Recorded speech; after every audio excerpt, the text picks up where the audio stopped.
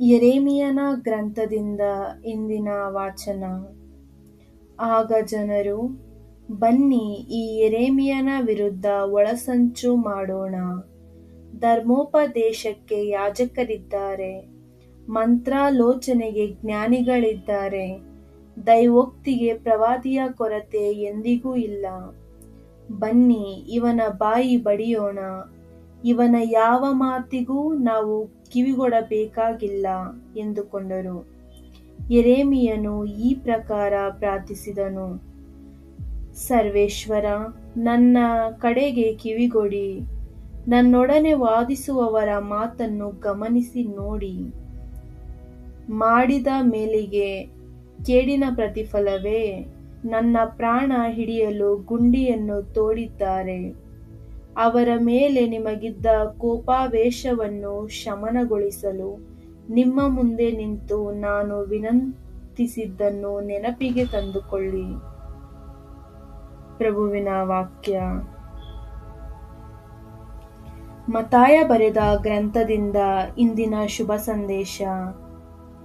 ಆ ಕಾಲದಲ್ಲಿ ಯೇಸು ಜೆರುಸಲೇಮಿನತ್ತ ಹೋಗುವಾಗ ದಾರಿಯಲ್ಲಿ ತಮ್ಮ 12 ಮಂದಿ ಶಿಷ್ಯರನ್ನು ಪ್ರತ್ಯೇಕವಾಗಿ ಕರೆದು, ನೋಡಿ, ನಾವು ಜೆರುಸಲೇಮಿಗೆ ಹೋಗುತ್ತಿದ್ದೇವೆ. ಅಲ್ಲಿ ನರಪುತ್ರನನ್ನು ಮುಖ್ಯ ಯಾಜಕರ ಮತ್ತು ಧರ್ಮಶಾಸ್ತ್ರಿಗಳ ವಶಕ್ಕೆ ಒಪ್ಪಿಸುವರು.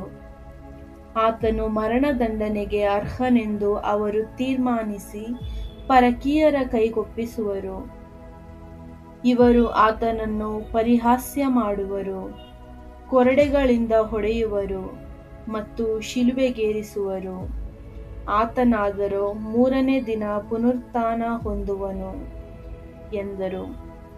ಆಗ ಜೆಬೆದಾಯನ ಮಕ್ಕಳ ತಾಯಿ ತನ್ನ ಪುತ್ರರ ಸಮೇತ ಯೇಸುವಿನ ಬಳಿಗೆ ಬಂದಳು.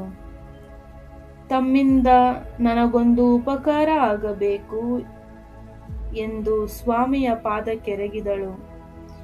ನಿನ್ನ ಕೋರಿಕೆ ಏನು ಎಂದರು ಯೇಸು.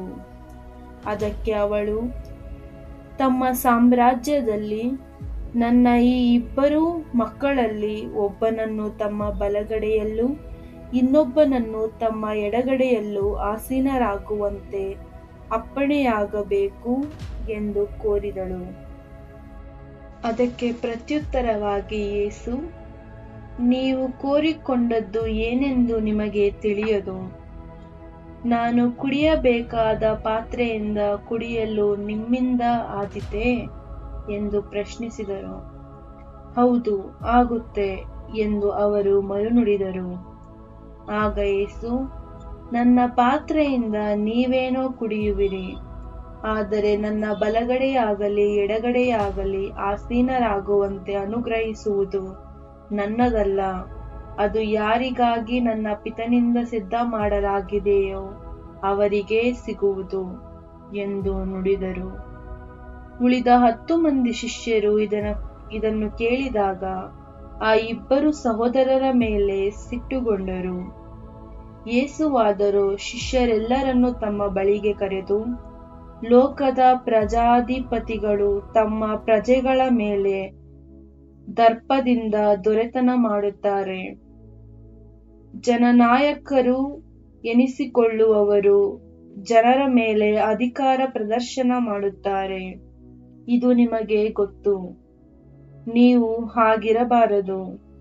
ನಿಮ್ಮಲ್ಲಿ ಶ್ರೇಷ್ಠನಾಗಿರಲು ಇಚ್ಛಿಸುವವನು ನಿಮಗೆ ಸೇವಕನಾಗಿರಲಿ.